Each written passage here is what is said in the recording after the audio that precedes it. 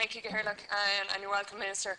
Minister, I want to raise again today an issue that I've raised on several occasions in this House over the last 16 months, and that's the plight of the Priory Hall residents in Donaghmede.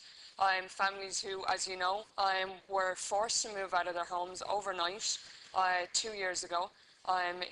In October, November 2011. They've now just come through their second Christmas in temporary accommodation, still living with uncertainty about their future. The only thing that's certain in all of this is that they're not going back to Priory Hall. The building wasn't fit for purpose when they left it. It's worse now because it's been abandoned for the last 16 months. But yet, residents are still waiting for a long-term solution. Still wondering what they're going to be doing about their mortgages over these properties, and when the millstone of their Priory Hall apartments will be taken from off their necks. So, Minister, as you know, there's been a resolution process in place for several months now. I'm trying to bring together all of the stakeholders and agree on a long-term solution. So I've tabled this debate here today to ask you if there's any progress to report on that. I hope that there is, because the continuing uncertainty is an absolute nightmare for the families concerned, but it's also absolutely crazy from a state point of view, because the longer it goes on, the longer the cost to the state as well. Dublin City Council, it was reported before Christmas, have already spent €2 million on Priory Hall since the residents were evacuated. That's the cost of the short-term accommodation and the security costs for securing a derelict building that should really just be knocked down at this stage. So, Minister, I just wanted to raise the issue with you again. I ensure that it continues to be a government priority, and hopefully to bring a greater sense of urgency to the resolution process, and see if you have any news to report on where that is at now, and when we'll actually finally see a solution for the residents of Priory Hall and for their families. Senator, Minister.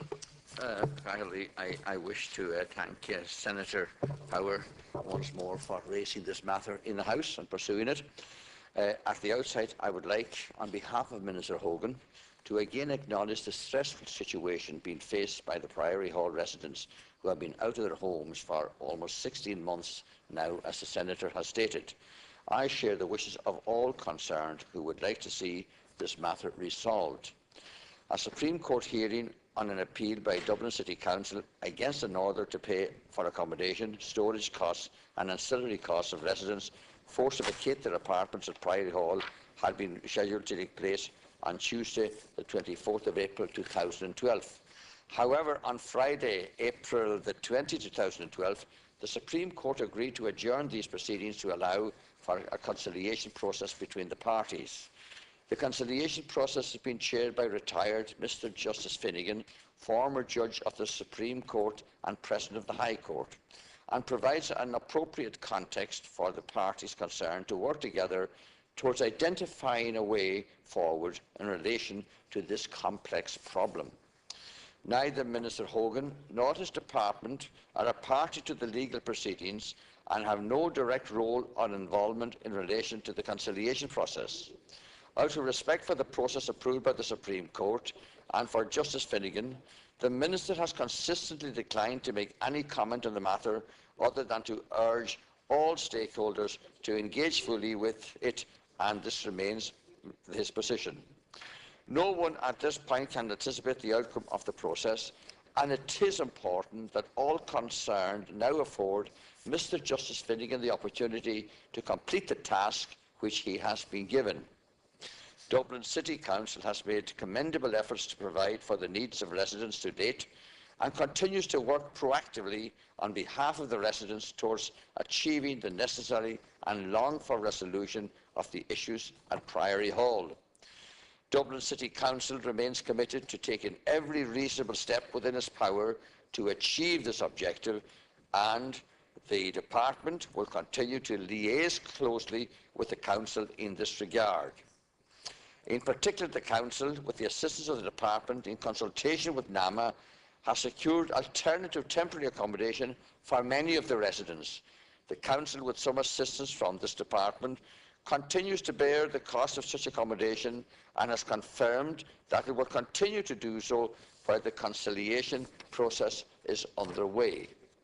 In the circumstances, I urge all concerned to allow Justice Finnegan the opportunity to complete the task that he has been given.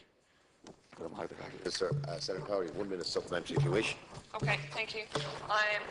Mr. I thank you for being here to give this reply today, but I have to raise issue with your point of saying that the department isn't a party to the proceedings. Yes, the department isn't directly a party to the proceedings, but Dublin City Council is.